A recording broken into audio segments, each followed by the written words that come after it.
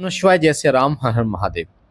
आज मैं ऐसे लोगों के बारे में आपको बताने जा रहा हूँ जिन्हें बाबा भोलेनाथ के गण कभी प्राप्त नहीं होते अगर वो इन 9 नियमों पर नहीं चलते। क्योंकि मैं बाबा भोलेनाथ के एक छोटा सा सेवक हूँ और बाबा भोलेनाथ की सेवा करने की कोशिश करता हूँ। और मैंने अपने बारे में अपनी भक्ति की सीरीज में जो 5 पार्ट तक है पूरा अपने बारे में बताया है। कैसे बाबा की कृपा मुझे प्राप्त हुई थी, कैसे बाबा जी के दर्शन मुझे प्राप्त हुए थे और कैसे बाबा ने फर्श से अर्श तक मुझे पहुंचाया। एक ऐसा समय था जब कुछ भी नहीं था, एक ऐसा समय था जब लिफाफे बना बना के 30 से 40 रुपए के हम लोग आटा आता था, घर में सब्जी बनती थी और बाबा ने इतनी कृपा करी कि आज हम 2 रोटी चैन से खाते हैं। ये सब बाबा की महिमा है। मैंने किस मंत्र का जप किया था, कैसे बाबा जी की कृपा प्राप्त हुई थी, ये सारी डिटेल आपको बता रखी है। अगर आप देखना चाहते हो तो चैनल पे मिल जाएगा। तो ऐसे लोग जो बाबा भोलेनाथ के 9 नियमों का पालन नहीं करते, उन्हें बाबा के गण कभी प्राप्त नहीं होते, बाबा के दूत कभी प्राप्त नहीं होते। ध्यान रखना इस बात का अगर आप बाबा भोलेनाथ की पूजा करते हैं। कौन से होते हैं वो लोग जो इन नियमों का पालन नहीं करते? ऐसे लोग जो बाबा भोलेनाथ के गण को प्राप्त करना चाहते हैं पर कहीं ना कहीं कई सालों के बाद पूजा करते करते भी उन्हें कोई अनुभव नहीं होते, उन्हें कोई भी दूत बाबा जी का कोई भी गण उन्हें प्राप्त नहीं होता। ध्यान से सुनिए। सबसे पहला नियम होता है, अगर आप बाबा भोलेनाथ के गण को प्राप्त करना चाहते हैं, वो होता है भाव। अगर बाबा के प्रति आपके हृदय के अंदर भाव नहीं है तो आपको कदा भी बाबा भोलेनाथ के गण प्राप्त नहीं हो सकते, बाबा जी के दूत आपको प्राप्त नहीं हो सकते। बाबा भोलेनाथ एक ऐसे देवता हैं जो भावपूर्ण होते हैं, भाव से चलते हैं। और जैसे आपने किस्से कहानियों में सुना होगा, एक चोर था जो चोरी करने के लिए घंटा चुरा रहा था। शिवलिंग पर चढ़ के उसने घंटा चुराया तो घंटा बजा और बाबा भोलेनाथ प्रकट हो गए। बाबा ने बोला कि मांग क्या मांगता है। तो ये बाबा की महिमा है। बाबा भोलेनाथ भाव के भूखे हैं, पता नहीं कब आपसे वो प्रसन्न हो जाए। तो इसलिए अगर आपके हृदय के अंदर भाव नहीं है तो बाबा के गण कभी आपको प्राप्त नहीं हो सकते। बाबा की सेवा करने के लिए आपके पास भाव का होना बहुत इंपॉर्टेंट है। गण क्यों आवश्यक होते हैं, क्यों आप दूध प्राप्त करना चाहते हैं या फिर क्यों बाबा आपको अपने गण प्रदान करते हैं, इसके पीछे का कारण ये होता है कि कुछ लोग जो ऐसे होते हैं जो लोक कल्याण करना चाहते हैं, जो लोगों की सेवा करना चाहते हैं, उन गणों से उन दूतों से लोगों की सेवा करना चाहते हैं। तो इसलिए लोग बाबा जी की गण प्राप्त करना चाहते हैं। मैं आपको बता दूं, कभी भी बाबा की सेवा करें पूर्ण भाव के साथ करें। दूसरा नियम होता है, केवल और केवल अगर आप बाबा भोलेनाथ की ही पूजा करते हैं, माता पार्वती की पूजा नहीं करते, भगवान गणेश की पूजा नहीं करते, भगवान कार्तिकेय की पूजा आप नहीं करते हैं या नंदी भगवान की पूजा नहीं करते हैं, तब भी आपको बाबा जी के गण बिल्कुल भी प्राप्त नहीं हो सकते। क्योंकि शिव और शक्ति को अलग समझने की कभी भी भूल मत करना। एक ऐसी ही भूल जो बाबा जी के महान गणों में जिनकी गिनती होती है, भृंगी ऋषि थे। भृंगी ऋषि की कहानी मैंने शिव कृपा चैनल पर डाल रखी है, शिव साधना केंद्र चैनल पर डाल रखी है। आप सुनेंगे उसको तो आपको पता चलेगा कि भृंगी ऋषि ने किस प्रकार केवल बाबा भोलेनाथ को ही भजा। माँ पार्वती से वो ईर्ष्या करता था या माँ पार्वती को वो नहीं भजता था, क्योंकि वो सोचता था कि बाबा भोलेनाथ ही सर्वस्व हैं, जबकि शिव और शक्ति दोनों मिलकर इस प्रकृति की स्थापना करते हैं। तो केवल शिव जी को ना भजें, माँ पार्वती की भी सेवा करें, भगवान नंदी की भी सेवा करें और भगवान कार्तिकेय भगवान गणेश की भी सेवा करें। पूर्ण शिव परिवार की सेवा आप करेंगे तो निश्चित रूप से बाबा के गण आपको प्राप्त होंगे। तीसरा नियम होता है, अगर आपके हृदय के अंदर छल और कपट है तो कभी बाबा के गण आपको प्राप्त नहीं हो सकते, कभी बाबा की कृपा आपको प्राप्त नहीं हो सकती।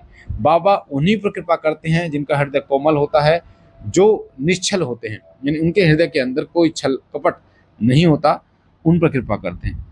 चौथा नियम होता है, अगर आप स्वार्थी हैं, आप स्वार्थ के लिए पूजा कर रहे हैं बाबा भोलेनाथ की, एक ऐसा स्वार्थ के भाव आपके हृदय के अंदर है नहीं और आप इसलिए पूजा कर रहे हैं कि मुझे दूध प्राप्त हो जाए, फिर मैं किसी के गलत कार्य करूं, किसी जैसे तांत्रिक लोग करते हैं किसी का गलत कर देना या बुरा कर देना, इस प्रकार से अगर आपकी मंशा है, आपकी नीयत अगर ऐसी है तो बिल्कुल भी आपको बाबा जी के दूत कभी नहीं प्राप्त होंगे।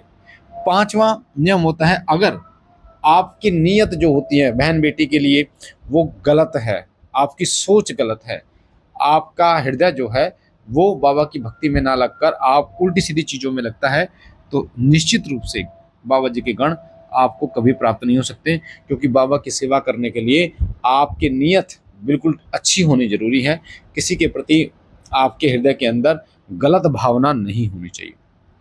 छठा नियम होता है, अगर आप अपने पूजा के नियमों को पालन नहीं करते हैं तब भी बाबा के गण आपको प्राप्त होंगे। पूजा के नियम क्या होते हैं? पूजा के एक नियम ऐसे होते हैं, जैसे हम भी बाबा जी की सेवा करते हैं तो हम एक नियम हमने बांध रखा है कि इतने बजे पूजा करनी है, इस दिन भोग देना है, मंत्र जब कंटिन्यू करना है, ये सब चीज़ें जो है ये नियमों में आती है। ब्रह्मचर्य का पालन कब करना है, साथ साथ में बाबा जी की भक्ति कब करनी है, बाबा जी को स्नान कब कराना है, ये सब चीज़ें नियमों में आती है। या शिव पुराण का पाठ कब करना है, ये सब नियमों में आता है। सातवां जो नियम होता है भोग, भोग एक बहुत ही इंपॉर्टेंट रोल प्ले करता है आपकी भक्ति में। हर देवता के लिए एक भोग होता है। यज्ञ आप करते हैं, हवन आप करते हैं, तो उसमें भी आप देखते हैं कि भोग देना अनिवार्य होता है। बाबा की भक्ति आप कर रहे हैं तो भोग जरूर दें। बाबा भोलेनाथ को खीर का भोग पसंद है, बाबा भोलेनाथ को मिठाई, सफ़ेद मिठाई पसंद है, बाबा भोलेनाथ को भांग धतूरा जो लोग चढ़ाते हैं वो पसंद है। दूध से बनी चीज़ें बाबा भोलेनाथ को अति प्रिय लगती हैं, और प्रकृति की जो चीज़ें हैं जैसे फल फूल, ये बाबा जी को बहुत प्रिय हैं। तो इनका भोग आप बाबा जी को जरूर लगाएं। साथ साथ में जो आठवां नियम है, अगर आप मंत्र जाप नहीं करते बाबा जी का, ओम नमः शिवाय मंत्र एक ऐसा मंत्र है जो मंत्रों में महामंत्र है। अगर इसका जप आपने कर लिया तो बाबा जी की कृपा बहुत ही सहज आपको मिल जाएगी। पर कई लोग ओम नमः शिवाय मंत्र को इतने हल्के में लेते हैं, हाँ ये मंत्र हमने सुन रखा है। अगर किसी को ओम नमः शिवाय मंत्र की दीक्षा भी दे दी जाए ना बेटा, तो वही कहते हैं हाँ ये मंत्र तो हमने पहले बहुत किया है, पहले सुन रखा है। जबकि वो गुरु के द्वारा अगर आपको ओम नमः शिवाय मंत्र मिल रहा है ना, उसकी महिमा नहीं जानते। तो कभी अपना दिमाग नहीं लगाना। अगर आपको गुरु ओम नमः शिवाय मंत्र आपको दे रहे हैं गुरु दीक्षा में, तो आपको ओम नमः शिवाय मंत्र का जितना हो सके जप करना है। ओम नमः शिवाय मंत्र एक ऐसा मंत्र है जिससे बाबा भोलेनाथ के प्रत्यक्ष दर्शन संभव है। ओम नमः शिवाय मंत्र, महामृत्युंजय मंत्र, और साथ साथ में एक मंत्र है जो हमने आपको बताया, बाबा भोलेनाथ का शावर मंत्र।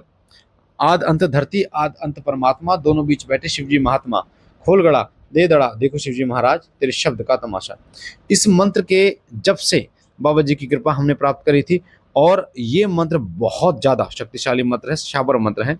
इस मंत्र का जप करेंगे निश्चित रूप से बाबा जी की कृपा आपको 100% प्राप्त होगी। और नौवां जो नियम होता है हवन, हवन आपको करते रहना चाहिए बेटा। आप इस मंत्र से हवन करते रहेंगे तो बाबा जी की कृपा बढ़ती रहेगी, आपका ऑरा बढ़ता रहेगा, और बाबा जी के गण बहुत जल्दी आपको प्राप्त होंगे। तो मुझे आशा है ये जानकारी आपको पसंद आई होगी। पहली बार चैनल पे हैं तो आपके सीधे हाथ पे जो लाल कलर का बटन है सब्सक्राइब का, उसे दबा के चैनल को सब्सक्राइब करें। साथ ही बेल आइकन को दबाएं ताकि जो जानकारी हम डालें सबसे पहले आपको मिले। हर संडे को श्री सिद्धपीठ श्री शक्ति धाम लगता है बेटा। अगर आप धाम आना चाहते हैं तो आप आ सकते हैं। निःशुल्क दरबार है, कोई भी चार्ज किसी प्रकार का नहीं है। कहाँ दरबार लगता है इसकी पूरी जानकारी आपको मिलेगी डिस्क्रिप्शन में। डिस्क्रिप्शन बॉक्स में आप देखेंगे तो धाम का एड्रेस क्या है, धाम की लोकेशन क्या है, क्या लेके आना होता है, ये सब जानकारियाँ आपको मिलेंगी। दोपहर 2 बजे, रात 9 बजे हम लाइव आते हैं। आप अपने प्रश्न पूछ सकते हैं लाइव में। साथ ही अगर ऐसी ही और महत्वपूर्ण वीडियोस जानकारियां आप लेना चाहते हैं तो आपको डिस्क्रिप्शन में लिंक मिलेगा, जिसमें आपके शरीर पर काले निशान लाल निशान क्यों पड़ते हैं, नीले निशान क्यों पड़ते हैं, मंत्र की ऊर्जा को कैसे बढ़ाएं, मंत्र से कार्य कैसे लें, मंत्र को सिद्ध कैसे करें, नेगेटिविटी होने के संकेत, बहुत सारी चीज़ें आपको डिस्क्रिप्शन में लिंक में मिल जाएगी। हम मिलते हैं नई जानकारी के साथ, तब तक के लिए ओम नमः शिवाय, जय श्री राम, हर हर महादेव।